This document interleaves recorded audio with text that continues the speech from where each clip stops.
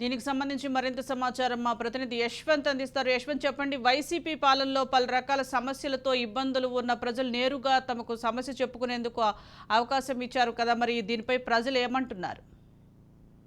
రైతు సుజాత ఆంధ్రప్రదేశ్లోని నూతనంగా కూటమి ప్రభుత్వం ఏర్పడిన తర్వాత దాంట్లో ప్రధానంగా చూసుకున్నట్లయితే మాత్రం జనసేన అధ్యక్షులు ఆంధ్రప్రదేశ్ డిప్యూటీ సీఎం ఎవరైతే పవన్ కళ్యాణ్ ఉన్నారో ఆయన కూడా చూసుకున్నట్లయితే మాత్రం ప్రజలకి తన సేవలు మరింత దగ్గరగా చేరువేసేందుకు కూడా ప్రజా దర్బార్ లాగా అంటే చూసుకున్నది జనా దర్బార్ అనే కార్యక్రమం కూడా ఏర్పాటు చేసి దీంట్లో కూడా ఏదైతే జనసేన పార్టీ గెలిచినటువంటి 21 ఎమ్మెల్యేసీ అభ్యర్థులతో పాటు తన కార్యాలయం ఏదైతే ఉందో మంగళగిరిలో ఉన్నటువంటి తన కార్యాలయం మాత్రం జన దర్బార్ అనే కార్యక్రమాన్ని ఏర్పాటు చేశారు. దానికి కూడా గత 5 సంవత్సరాలుగా ప్రజలు ఏవైతే సమస్యలతో ఏర్పడుతున్నారో అదేవిధంగా చూసుకుంటే ల్యాండ్ సమస్యలు కానివచ్చు, ఏదైతే వైసీపీ నాయకులు వేధింపులతో ఉన్నటువంటి భూ సమస్యలు కానివచ్చు, అలాంటి సమస్యలు అన్నింటినీ కూడా ప్రత్యేకంగా హెల్ప్ డెస్క్ ఏర్పాటు చేశారు. దాంట్లో కూడా గత ఈ 2 నెలల వ్యవధిలోనే కూడా ప్రజల సమస్యలు తెలుసుకునేందుకు ప్రత్యేకంగా అయితే మాత్రం ఈ కార్యక్రమం ఏర్పాటు చేశారని చెప్పుకోవచ్చు. దీనికి కూడా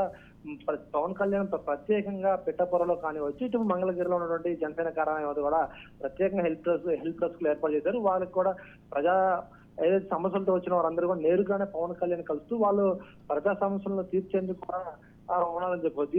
దీనికి తీర్చే ప్రత్యేకంగా చూసినట్లయితే మాత్రం పవన్ కళ్యాణ్ ఈ స్వయం హెల్ప్ డెస్క్ ఏర్పాటు చేసిన వినతులు స్వీకరిస్తున్నారు.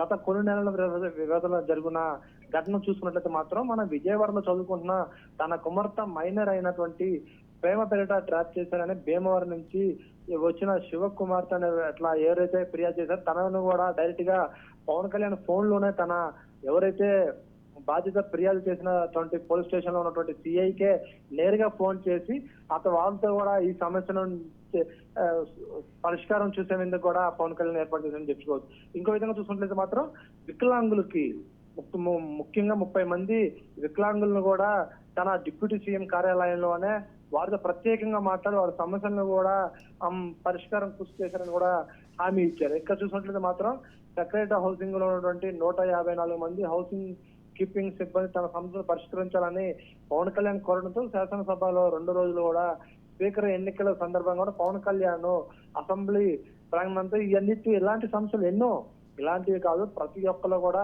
తన ల్యాండ్ సమస్యలు ఇవన్నీ కూడా పవన్ కళ్యాణ్ దృష్టికి తీసుకెళ్తుంటూ వాళ్ళందరూ కూడా ఈ పరిష్కారం తీసుకు కూడా ఆయా సంబంధించిన శాఖల అధికారులతో కూడా మాట్లాడి ఈ సమస్యలను పూర్తిగా ప్రజలకి అందించే విధంగా సమస్యలను కూడా తీర్చే విధంగా అయితే మాత్రం డిప్యూటీ సీఎం పవన్ కళ్యాణ్ చేస్తారని చెప్పుకోవచ్చు.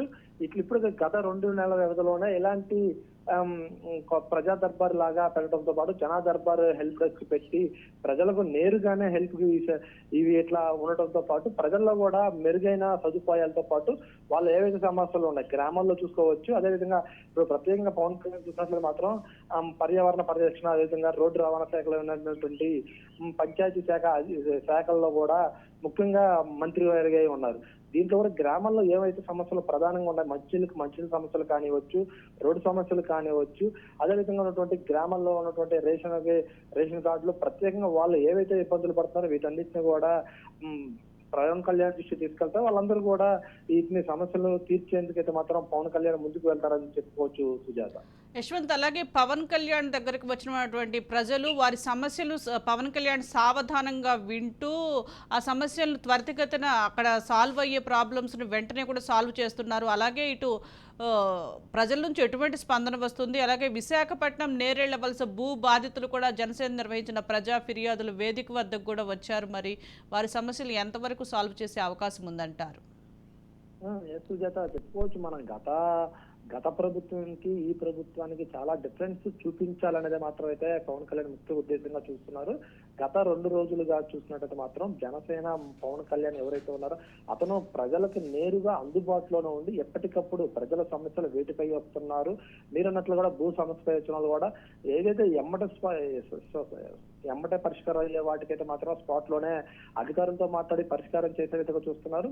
మరికొన్ని వాటిని కూడా అధికారులతో కూడా పర్యవేక్షణ చేయించి వాటిని ఎంత త్వరగా పూర్తి చేయాలి, చట్టపరంగా ఏ విధంగా అయితే సాల్వ్ చేసే విధంగా అయితే ఉంటాయో అన్నిటిని కూడా పూర్తి చేయాలనేది మాత్రం పవన్ కళ్యాణ్ పూర్తిగా హామీ ఇస్తున్నారు.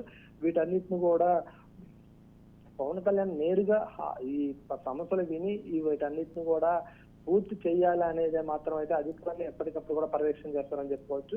ఎప్పటికప్పుడు కూడా అధికారులు దీనిపై కూడా పవన్ కళ్యాణ్ ఆదేశాలతో ఉన్నటువంటి సంబంధిత అధికారులు కూడా పూర్తిగా పర్యవేక్షణ చేసి ఎప్పటికప్పుడు కూడా వీటన్నిటిని పరిష్కారం తీసుకొచ్చేస్తారని చెప్పుకోవచ్చు Sujatha. Right, thank you Yashwant.